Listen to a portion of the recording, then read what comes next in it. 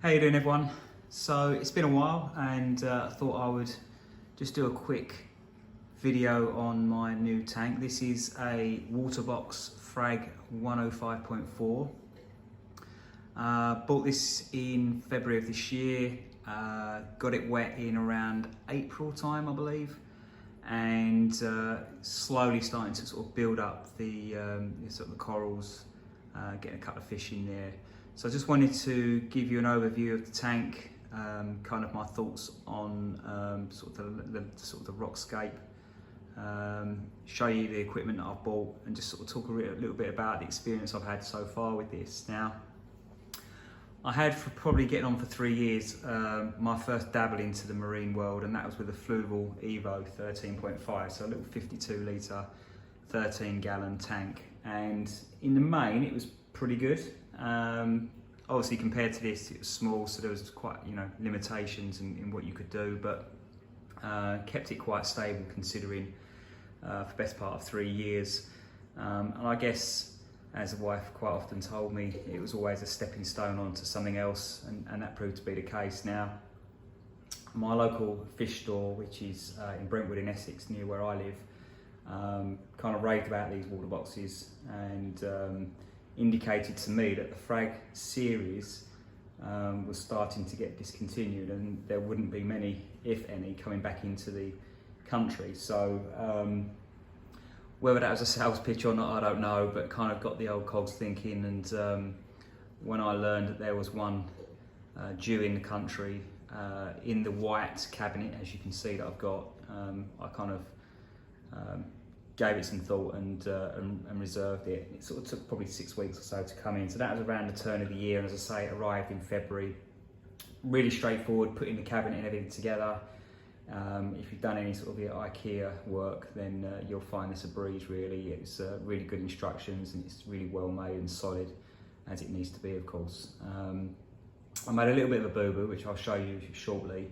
And I can't really rectify that now, not unless I want to drain the whole tank. But aside from that, really happy with the way it looks. It sits nicely in the gap in my sort of lounge that I wanted to fill. And what I love about this tank is the depth. It's 16 inches in height, 2 foot in depth, and 4 foot in length. So it's a good size, and obviously getting your hand in there to move things around and so what is really easy to do. So what I have now is, well, the Fluval Evo, as I say, is gone. I did have another tank, Aqua 40, I think it is, and I've got that set upstairs now in my office as a kind of a quarantine tank. There's nothing in it currently, but it will be used, and as I will go on to say shortly, you'll see why I now have a quarantine tank. So I think what didn't help me back in August, which I'm sure anyone who's got a tank will appreciate, the heat that we had early part of August, and that really affected not just this tank, but the tank I had upstairs. So upstairs, prior to it being a quarantine tank, I had the 2 clownfish in there, a small number of corals, and they were all effectively transferred from my Fluval Evo. And this water box was going to be a basic start from scratch. But I just couldn't control the heat in the upstairs office, no matter what I did. And corals were starting to die. I mean, they were visually dying in front of my eyes. So at least down here, I had some fans going. I had all the doors open and the doors to the unit open, and was able to sort of control the heat a little bit better.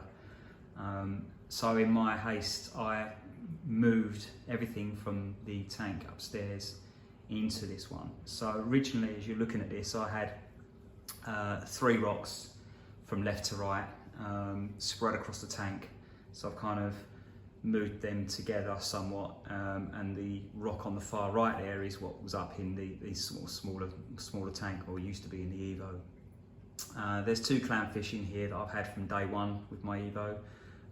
They've paired off, and they've been moved into here as well. The only other fish you can see in here is an anthea and a blue-green chromis. Well, some background on that, I've had a number of antheas and chromis. I've also had a royal gramma that's died. So I don't know if it's a case of trying to run before I could walk with this tank, but you know, once you've got it set up and it's cycled and you know, you've got a bit of coral in there and that, you kind of want to sort of add some fish, and this tank was predominantly going to be more about the fish than the corals this time round, because I got the space for it and really wanted to really have some standout fish. But partly my thought was to get some sort of schooling fish, which the chromis and the antheas are very good at, and of course in comparison to others they're not as expensive. So but unfortunately I must have introduced a fish with white spot, and unfortunately I did lose, I would say, around 8 or 9 fish, including the royal gramma. I had a cleaner wrasse that died.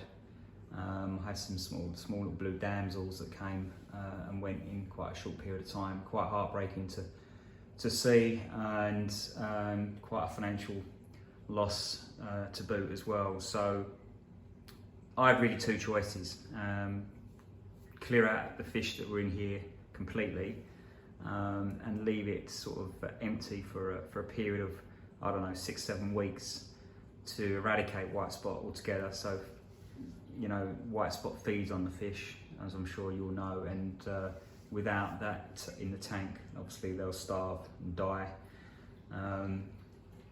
But you know, the blue-green chromie there and this anthea and the 2 clownfish are just, I don't know, they've kind of got through this white spot and it doesn't seem to have affected them, and I've been in this sort of situation with these fish now for several weeks unaffected. So I know that stress brings it on, so I'm not looking to sort of introduce any other fish for the time being, because I just don't want to risk it, and hence the quarantine tank. So if I do get anything else, then it will go up there for a period of observation.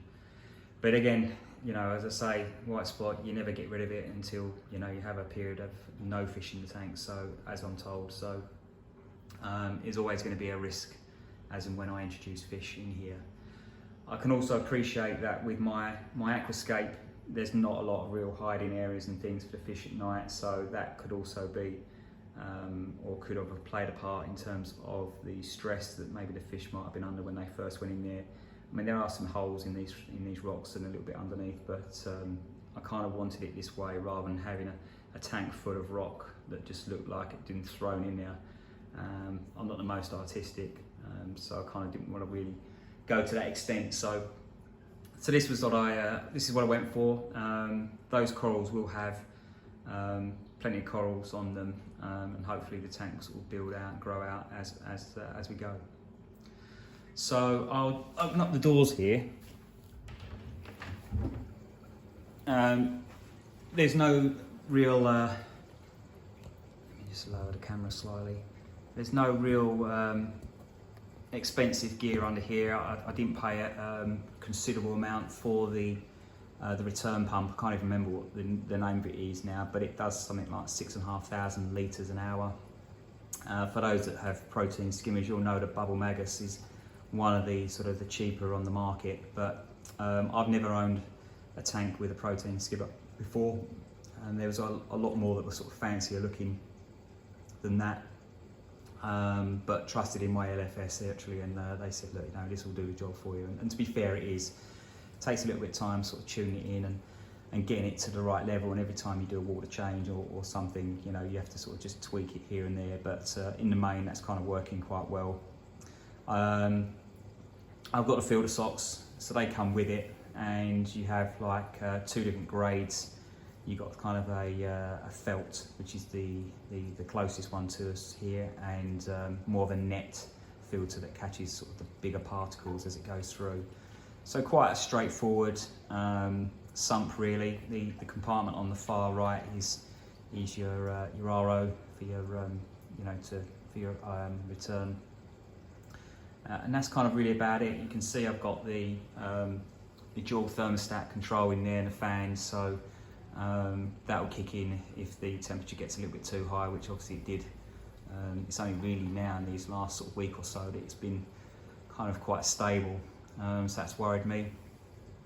And I've got in the tank itself, I have a MP40 on the left hand side there. Again, that's a really good purchase, not cheap, but well recommended, and you can add it to the Mobius app on your phone, along with the lights, which are Radians, and great lights actually, and you can control them all through the app, and particularly with the MP40 you can change the settings so that it's kind of a bit more peaceful at night, and throughout the day it will kind of ramp up, and does a great job actually. I don't think that will be the end of it, because there's definitely some dead spots in the tank, and as corals are added and grow out, that will become a bit more obvious, so no doubt I'll need to get something on the right hand side. In this day and age, I was thinking of the AI Neros, but you know, you just can't get them for love nor money by the sounds of things. But anyway, the MP40 is great, and I'm glad I purchased it. One little tip I'll give you, and you won't want to do it, but to my cost, I've had to now, and that is, I mean, it recommends that you put this sticker, and let me take the camera off and I'll show you what I mean, pretty easier. It recommends you put these clips on, which are not great to look at from the side of the tank, but what I ended up doing is, when cleaning the glass, I've knocked the dry side off. It's dropped onto my hardwood floor, and now it's making a little bit of a noise, whereas before that it was completely silent. So that's my mistake. So any tip I can give you on that is definitely connect one of these up. You've got the zip ties that go with it, so if you were to accidentally knock this, it will at least support it. I mean, I really should be putting them across here as well. Excuse the poor attempt of a net top. This lid was hurriedly put together because I was worried about fish jumping out, and I haven't done a particularly good job, and if I leave this flush on the top, it sinks into the water, so I'm having to look at other alternatives there. And I don't know, perhaps if anyone got any good suggestions on that, perhaps leave them in the comments section. And this is one of your do-it-yourself DD jump guards, but I haven't done a very good job of it. I ended up having to buy a whole new net as well, and still struggled with it. But what I can see online, you can buy these, but they're about £350, which seems extortionate for a lid, but there you go. So in terms of the corals, I've had this for a while now. This is, and some of these zoanthids are sort of closed in a little bit in a minute. The lights haven't been on for too long. Got some pulsing in xena at the back there, which again is just isolated on a small rock, so I'm not really too worried about that taking over. Did get this, and again this is off an iPhone, so I guess the colours aren't great here, but this Alveopora is white, and it's quite a stunning little coral actually, as is this zoanthid colony next to it here. I've got a couple of feather dusters. You can see some mushrooms and toadstool there. Duncan coral, and that Duncan was in my Fluval Evo originally, and a hammer coral there. What I do have is some frags up here, so I've got a couple of birds' nests, one pink, one green, and a couple of Montiporas which were plating, and I'm going to have them secured onto this far end rock and build that up over time, and just gradually now add more corals, and ultimately take the risk of adding some more fish at some point in time, and hope for the best really. So that's kind of where we're at. The camera don't really do it as much justice, to be honest with you, but it's a lovely tank, I have to say. Thoroughly enjoyed the journey so far with this. It kind of feels like taking a step into the sort of the adult world of keeping marine fish and corals, whereas I kind of dabbled a little bit with that little nano tank. So still learning a lot, and appreciate anyone with any guidance and advice. I don't see too many videos on YouTube about the Frag series, so if anyone else does have one, great to hear your thoughts on it. And as I say, a long way to go to get this anywhere near sort of the finished article. And of course, I'm sure I'm going to have some ups and downs as we go. So that's it. Just a reasonably short video. Sorry it's been so long since the last one posted. I'll try and make it a bit more regular now if people are interested in sort of seeing how this evolves. If anyone is interested in these particular tanks, there's a YouTuber called NY Reefer, I think it is, who's got a frag. He's had his similar sort of time to me, and Blue Reef, who's just set one up as well. So worth checking out those channels, because those guys, particularly NY Reefer, who's had his a little bit longer, he's got a great tank. It looks lovely actually. Certainly something to aspire to. So that's it. Hope everyone's well, and look forward to doing another video, not in the too distant future. If you've enjoyed this, then smash a like, and if you haven't, please subscribe and make any comments, good or bad. Happy to take on any sort of feedback. It's most appreciated. So till the next time, take care everyone. Thanks. Bye bye.